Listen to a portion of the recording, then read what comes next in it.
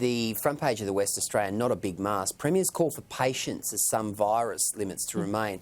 But 45,000 for the derby. A 45,000 strong crowd will be allowed at Optus Stadium for Sunday's Western Derby, but will have to wear masks under week-long measures that will stay in place after the latest lockdown in Perth. Announcing a relaxation of most COVID measures, McGowan said masks would still be mandatory, but only indoors, on public transport and outside when physical distancing was not possible. I want to pose this question to you, and when we look back on the great pandemic of 2021, and it may even go on longer, obviously, I find the inconsistencies around crowd numbers for particular events incredibly frustrating. When you consider that there were 85,000 at the MCG on Anzac Day for that clash, there were 17,000 at the Seabus Stadium for the Titans game recently.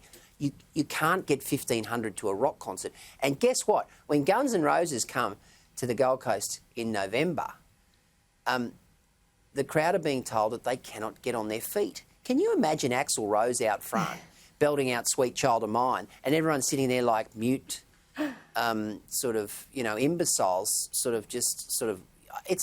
this is nonsense. The other thing I'm going to say here, Lisa, is that the Bush country Australia has been treated appallingly. The one-size-fits-all approach to the way in which lockdowns and border closures have been introduced in this country is an absolute indictment on this country, an absolute indictment.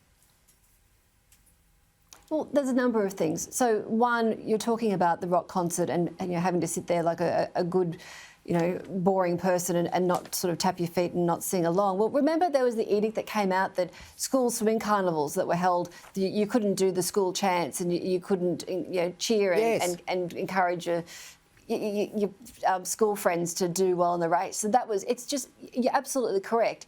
There are these ludicrous rules that are put in place for goodness knows what reason.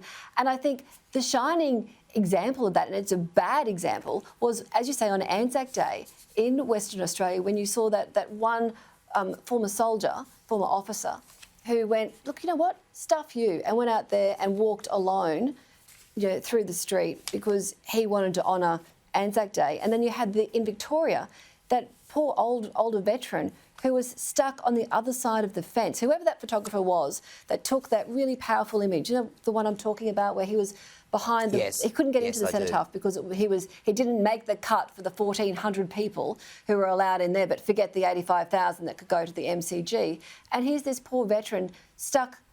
He put his life on the line for this country, and he's stuck behind some fence, looking at the cenotaph. It is just disgraceful. And no one, despite National Cabinet, despite all the state premiers and the chief ministers, no one has been able to come up with one set of rules that we can all understand and all kind of say, well, OK, I accept that that's the goal. They're the goalposts. We will all abide by it. But it's like you say, it's just been this willy-nilly. And why are they allowed to do it?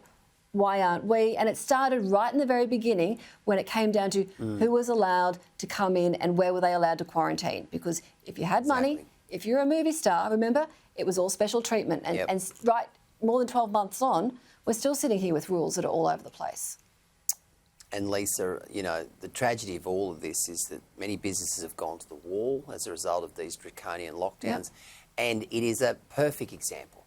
While during a pandemic, the Commonwealth should run the show and not the states and territories. We've run out of time, Lisa. Gee, it went quick, didn't it?